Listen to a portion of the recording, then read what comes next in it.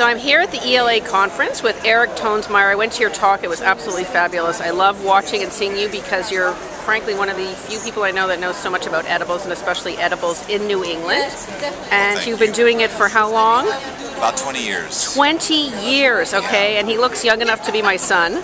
Started right out of high school, yeah. There you go. Yeah. And you travel the world and you learn all about these wonderful things all over. So I guess my question is, what would you tell homeowners that know edibles are sort of a big thing, but they just aren't ready for the full-blown kind of commitment? So where can they start and where can they go? I would start with something with fruit. Mm-hmm. And I would start with some species of fruit that are low maintenance.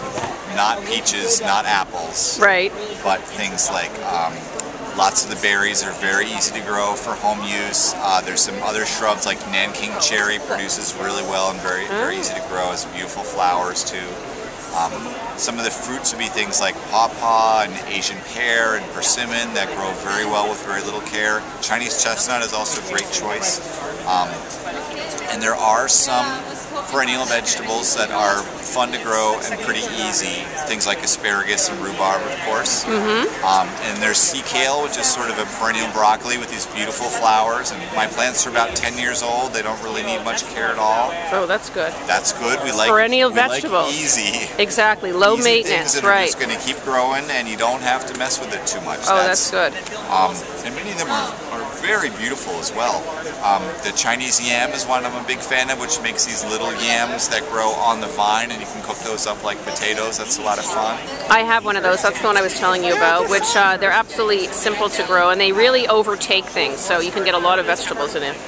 You just don't want to plant it on something small that you care about. Exactly. So those would be the kind of plants that I would start with. Things that are going to be easy. You're going to feel like a good gardener because they're going to grow well and you don't have to do anything and you just harvest. That's my recipe for a good plant. Okay, Grapes good. are a little more complicated.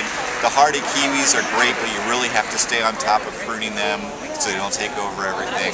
But they taste. Do you need two of those, by the way? You need a kiwi. Yeah. You do There need. is a self-pollinating variety, but it's not really hardy, at least in Massachusetts. Okay, because that's what I thought. Sadly, yeah.